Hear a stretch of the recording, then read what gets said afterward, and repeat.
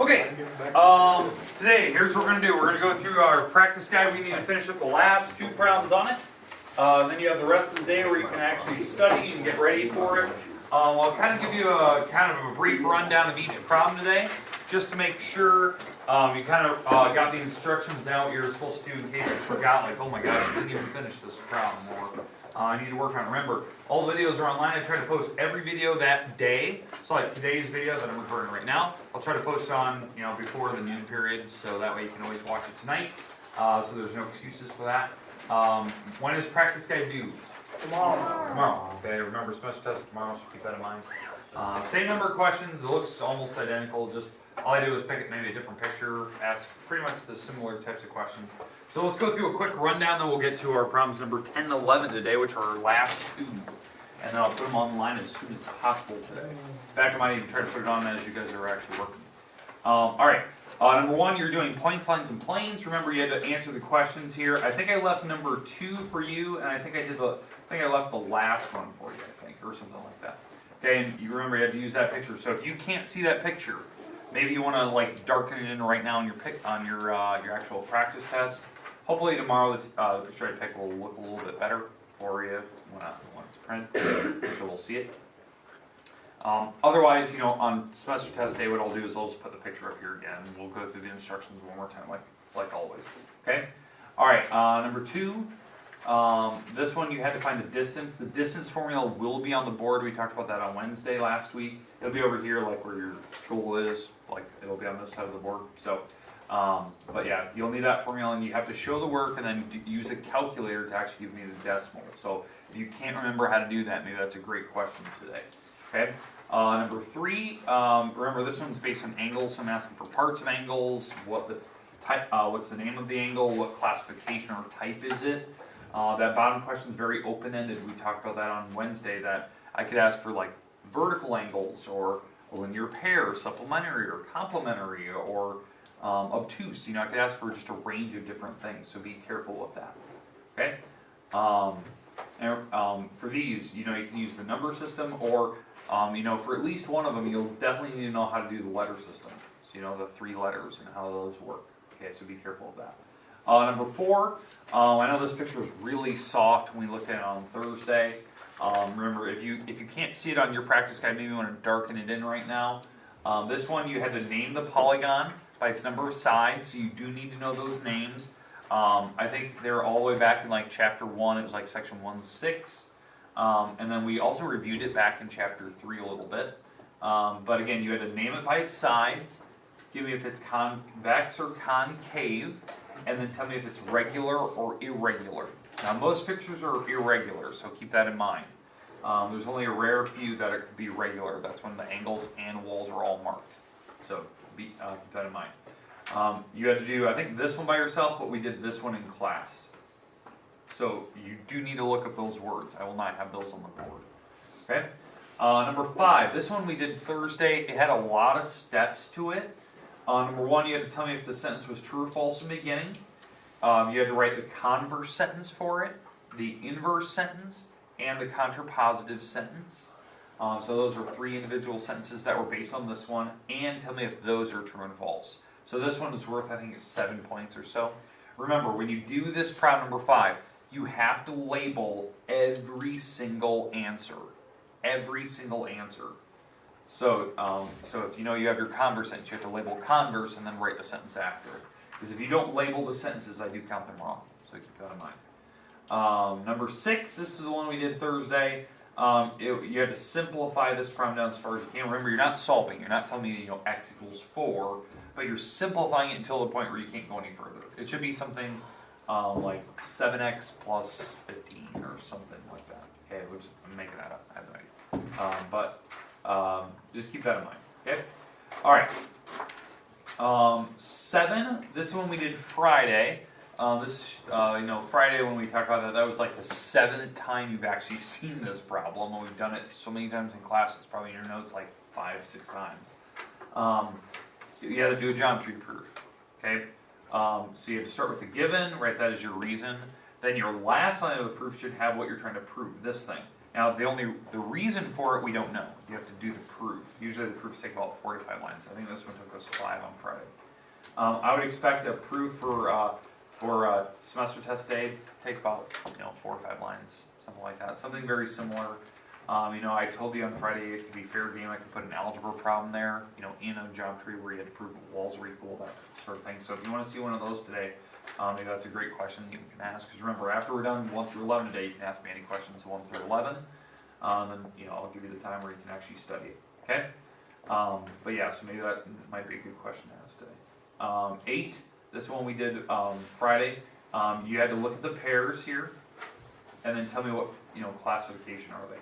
So the options are up here: alternate interior, alternate exterior, same side interior, same side exterior, corresponding, or vertical.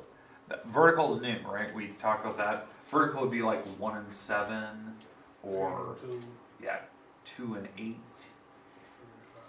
3 and 5, 4 and 6. Those are vertical. They're across from each other, right? But just keep in mind, the other ones you should know, but vertical, we didn't have that in the last previous test, so I want to make sure you're kind of aware of that one. And again, the words can repeat. Don't feel like you have to use a new word every time. I could use alternate interior every single time, so just be careful of that. Wait, so what was 8 and 4? 8 and 4? Alternate exterior. Yeah, they're alternating exterior. Okay. Yeah, because they're on the exterior for sure, the 2 parallel lines, and they're alternating sides of that transverse. Thanks. So, yep. 9, we talked about this was the last one we did Friday. I think we did this on like practice test day a long time ago, something like that. Or test day, I think it might have been even test questions, but you had to find X and Y on this problem. We talked about that on Friday, so maybe you don't want to watch that video again. I would expect something like that on the semester test, where I give you a picture, you have to find a variable or variables, and you have to do a little bit of work. You should show work. There's something to be had there. Maybe certain angles are equal, maybe certain ones add to make 180. There's something. One angle, one of them could be very straightforward, but there's something you'll probably have to find. So keep that in mind. And it's not going to be like overly difficult. It'll be something very obvious where either the angles are equal or they add up to 180 and you go from there. Okay? And don't assume anything's 90. Don't ever assume that. That's scary because these look like they're 90, but they don't have to be. Okay? We're going to start with number 10 today and work through 11. These are things we talked about in class, and you had some examples of these when we were going through it. I think the homework we had on this one was it was very similar to the test day, where you had to graph a certain line, come up with an equation for them. And then this one was more or less just take the information and write your equation in a certain form. So it's a lot like this one up here. It's just that I'm giving you the line to start with and not information like this. So you can pull the information out separately. So these 2 problems are actually really, really similar in nature, like how you're supposed to do them. So let's walk through number 10 first, just so you have it. And then we're going to go through number 11, and then, if you have questions or whatnot, if you want to see a certain thing, I can show you that on the board. Otherwise, you'll have a lot of time today to study for your semester test and, get mentally prepared for that tomorrow. Same number of questions, it'll be 11, same exact structure, same look. So, all right, let's start off on this, and we'll get going here. Okay, let's start with number 10 here. We need to graph both lines. What do you mean by both lines? One of the lines has to pass through 2 comma negative 5. So it has to pass through this. Okay, so we probably should start with that first. So 2 over, negative 5 down, 1, 2, 3, 4, 5. All right, so here's point A. Okay, so we have a line passing through letter A. So there's going to be some tilt of a line there. Okay, and the big thing is reading this. We need to be parallel to this one. So parallel means I need to go the same direction as BC. So if I'm going to go the same direction as BC, I need to figure out where BC is going. So I'm going to draw BC. Here's B and C. So let's draw this one next. These 2 are not connected to A. So keep that in mind. Like, this is its own line. The line passing through A has to be parallel to this one. But I need to look at what this one looks like. So it's 1 comma 3, 1 over, 3 up, and 1's B. Let's see. 4 comma 5. All right, so here's C, here's B. So here's the line, freehand drawing that. Okay. And again, tomorrow, if you want to be very exact and you want straight edges, I'll hand those out again, like I always do, if you want those. But, alright, so I need to be parallel to that one, but I have to pass through A. So that's what this one's saying. The simple fact of you drawing gets you 2 points. 2 points, point for each line. But then to get to the rest of the points, you have to read the directions, you have to graph both, and state the equation in a certain form. The forms will be on the board, the different forms, point slopes, standard, and slope intercept. Those are the 3 forms we talked about in class. They'll be on the board. I think they'll be on that side of the board over there, where I have that practice semester test. So they'll be over there, and they'll be clearly labeled. When you walk in, you'll see them. They'll be huge. I'll have new markers, so they're not going to be faded by any means. So, all right, but I need to be parallel to BC. So what does that mean to be parallel? Not touching. Not touching. So it's got to be the same direction. So I can't go like this. That's perpendicular. Right? I don't want to cross through. I want to be parallel. So that means I have to have the exact same slope. The slope has to be the exact same as BC's. Well, BC's slope, slope is rise over run, what, 2 over 3, going up 2 over 3. So the slope of that line, BC, the slope of it, we always use M for slope. It's rising 2, running 3. So remember, rise is up and down, run is right and left, and it's positive, it's going up to the right. If it's going down, then it's a negative slope, so you put a negative sign on it. My slope is 2, 3. Now, since I'm going to be parallel, I have to have the exact same slope. Now, if I was perpendicular, that was one of the words that the book used. If I need to be perpendicular, we'll flip that slope over and make it negative, make it the opposite. But I need to be parallel, so I need to have the exact same slope. And I need to write my equation in point slope form. But let's draw this first. So I need to go up 2 from here and over 3, up 2 over 3, and I can keep doing this all day long. But it gives me the idea of where that line's going, and there's a rough drawing of it. Let's careful, but you get the idea. So my line is most definitely parallel. It's going to be going the same direction. So that's why the slope is important. Again, if you don't know the slope formula, that will be on the board too. The slope formula is where you subtract the y numbers and subtract x's. Right? That's how you find slope. I usually just count with my fingers, but if you're that person who wants to actually use the formula to find slope, the y numbers are always the back numbers. That's why I did 5 minus 3. And then the front numbers are the x numbers in that formula, so 4 minus the 1. That's why I did 2 over 3. So that's one way to do it, to find slope. But anyways, we have to use the same slope. And now the last thing I have to do is write my equation in point slope form. Now the point slope form will be written on the board on test day. So let's actually write this down. So point slope form.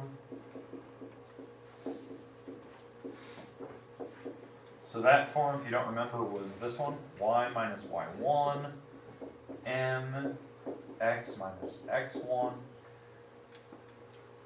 So we have to take my information from my line that I'm drawing that's passing through A. That's the one I want to draw. Has to satisfy this condition. So I need to be passing through A parallel to BC.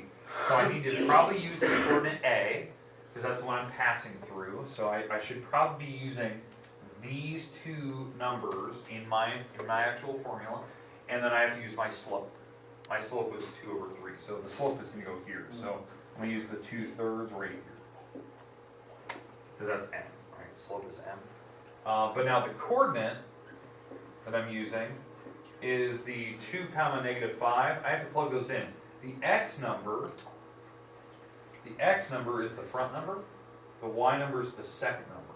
So this 2 is going to go here, and that negative 5 is going to go here. That right there gets you all the points. You've drawn both drawings, we found slope, and we plugged it into my formula and said it's written in the correct form, right? It's in the point slope form. Now, if you want to make this a positive 5, that's fine because negative, negative. Remember, it's always y minus whatever the y number is, x minus whatever the x number is. So I don't care if they're negative, you still subtract them. Okay, questions why we use that certain coordinate 2, negative 5, or anything like that? You have to use the one that you're passing through. You don't use the other ones. Don't use the one that's, the BC one. Use the one that we're passing through.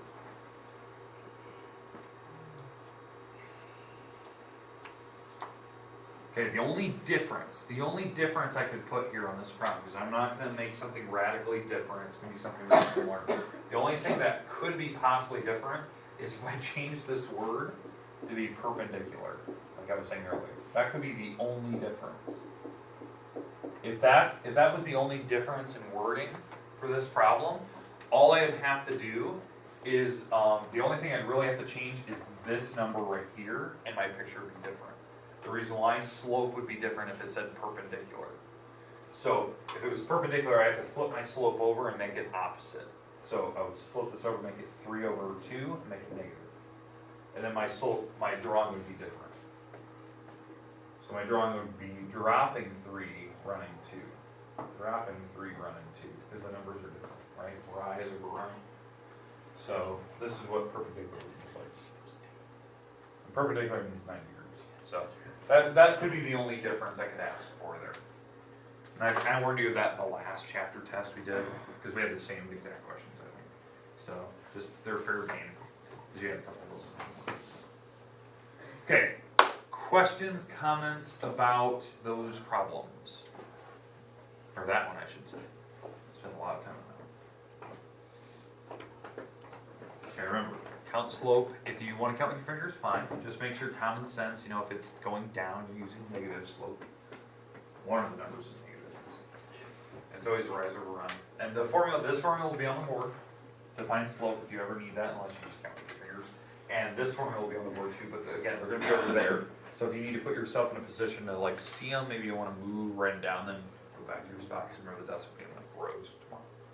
Keep that in mind. Okay, questions on number 10. Okay, hopefully you have that filled out. Remember that gets you all the points. Again, this one, I slightly modified it this way here. All right, let's go to the next one.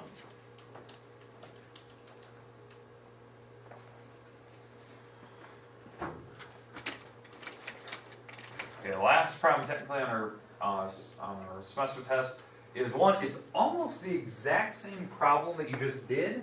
It's just asking now, instead of asking you to draw it, it's giving you the drawing and it wants the formula for it. So this one, probably what we should do first, find slope.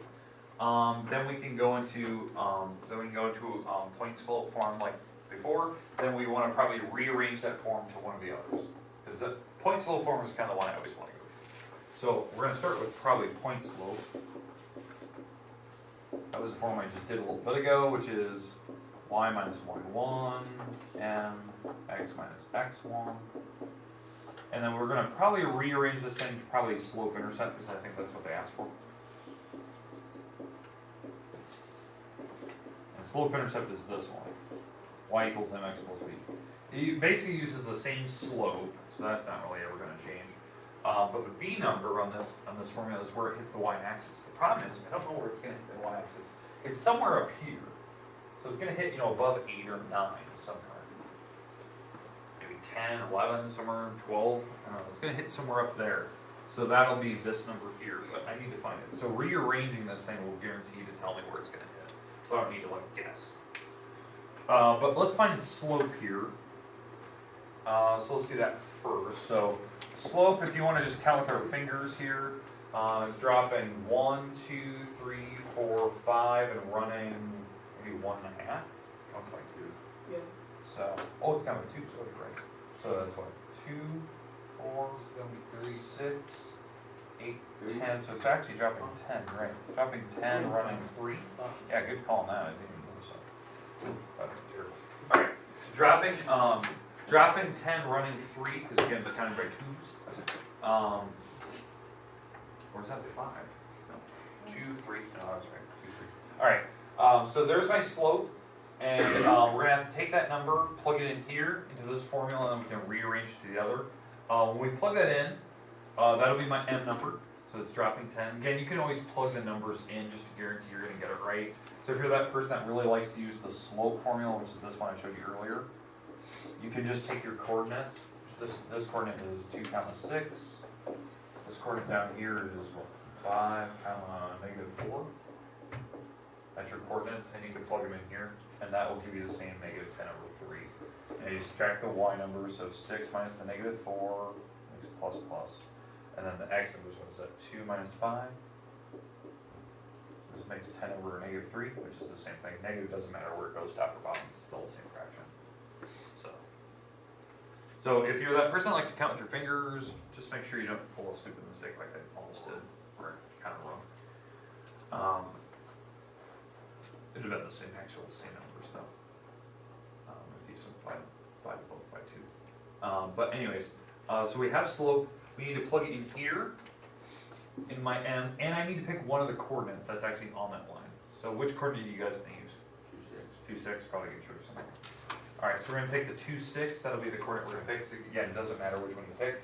So let's pick the 2, 6 one, and we're gonna plug it into this formula, into the y1 and x1, and plug my slope in, and then we'll rearrange it. So y minus the y number, x, oh, here's my slope. X minus the x number. The x number you guys picked was the 2, and the y number was the 6. That was your coordinate you guys picked. 2 times 6. And again, it's always x minus the x number, y minus the y number for that coordinate you picked. And then I plug in my slope. Even if those numbers are negative, you're going to still subtract the negative number. So if you pick the 5, -4, it'd still be the same problem. And now we just need to rearrange. So now this goes to really, really similar to what you did on the homework for when you were like figuring out where things are like crossing and stuff. What we have to do is we have to get this to the correct form. We have to get to this form here. So I'm going to distribute through. If you want to multiply this side by 3, you can do that. Maybe that makes more sense to you when I'm like multiply this side by 3, get rid of the bottom number. We did that in the homework. That's the way I taught you guys anyway. Multiply this side by 3, so you get 3y minus 18, as you multiply the 3 across. And when you multiply this side by 3, the 3's cancel. That's why it happens. And then distribute 10 through that parentheses, so I have negative 10x plus 20, because negative 10 times negative 2. You can move the 18 across, it makes positive 18. That's going to turn out to be 38 if I had that 18 across. And then divide everything by 3. Because I want to get it to y by itself, y equals mx plus b. So I get negative 10 over 3x plus 38 divided by 3. Which is the decimal. So you can do it like that. Other way you could do it, if you don't really like the way that I just did that, because that's the way I kind of tell you on your homework. You could just distribute the 10/3 through and you get a decimal here, because you're going to take negative 2 times 10 over 3. How you do that, you take 2 times the time divided by 3. You'll get a decimal and then you'll add the 6 across. You'll still get the same number as I got, the 38 divided by 3, whatever that decimal is. So maybe you're that person. But again, I want to get to this form where the y is by itself. So, in fact, let me just show you that second way I was just talking about. So if you're the person that likes to just distribute the 10/3 through first, it would look like this: negative 10/3 x. Negative 10/3 times negative 2 is positive, and you take 2 times the top and you divide by the bottom, and you get a decimal there. Because that's how you take a number times a fraction. Take it times the top, divide by the bottom. So if that's a decimal, then we'd have to add the 6 across. So maybe that's the way you want to do it. And again, you can write the decimal down, totally fine, but again, you probably need a calculator on that. And this would give you the same number, like on a calculator, as that one would, because you get common denominators and put them together.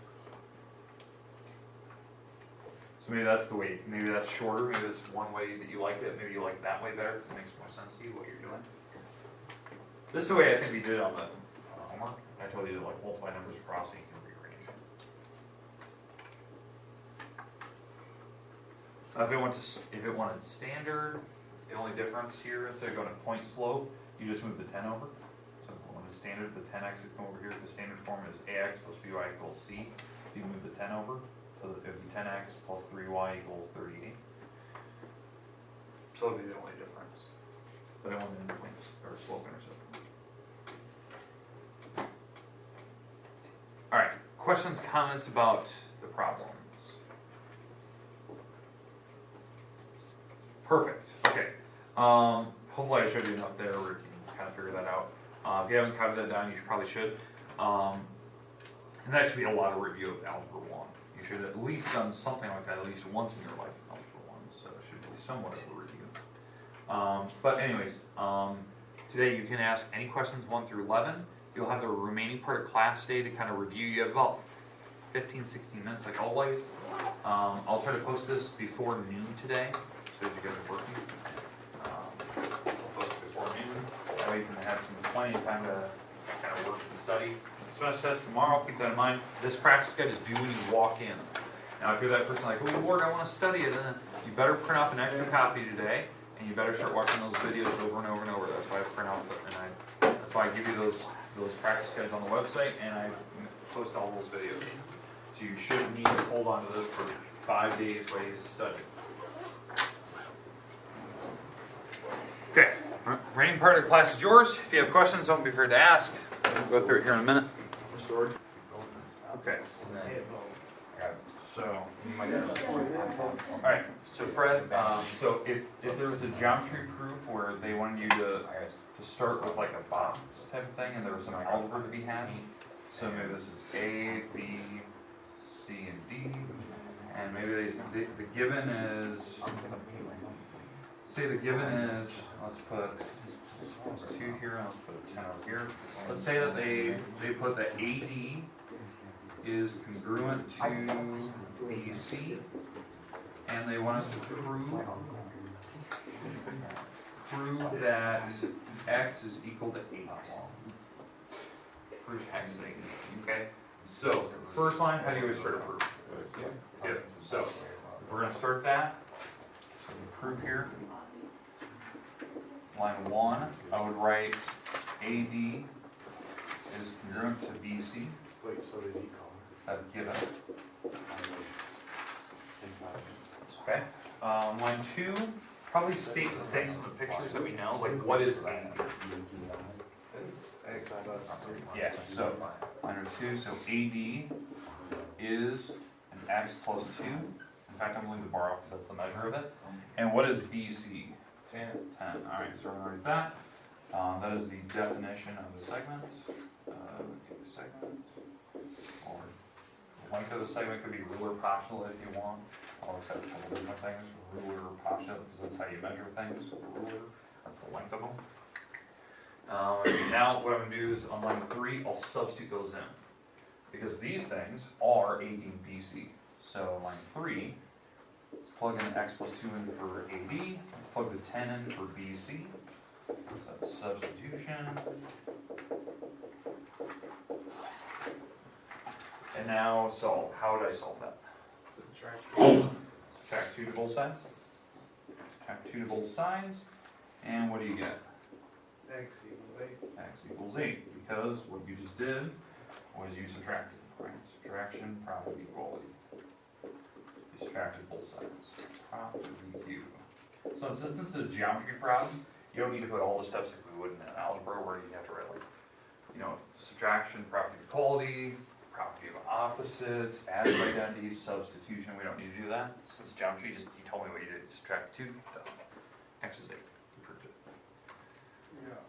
Now, if I had more numbers, maybe there was like an extra, maybe there's an extra 2 here, and they want us to prove that X is 4. That would take, maybe one extra line. Because at this point, you subtract 2 to both sides, and then the last step, you have to divide them by 2 to get to X is 4. Maybe that's the difference. So then your last step would be division property equality. That'd be the only difference. So algebra 1s are like easy. They're a lot more simple than the other ones. So, okay, that answer your question? Yeah. Perfect. All right, Mullins, what do you got? Fire away. What's your question? Remember when I asked you the question about these ones? About, I still don't know how to do it because I didn't do it after I asked it.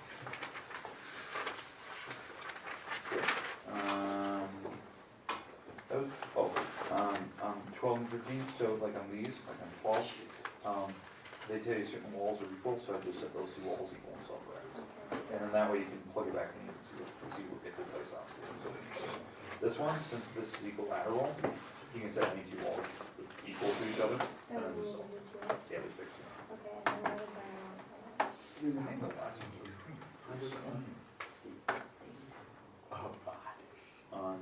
36? Mhm. Yeah, same thing. So they told you certain levels are equal. AB is equal to BC. So set those two equal and solve for x and we'll plug it back in. And tell me what type it is. And over And here, then N2. yeah, and 2 equals equal under. Yep. Good, good. Yeah. Okay, that was good. Any other questions people have? I'll let you just kind of work.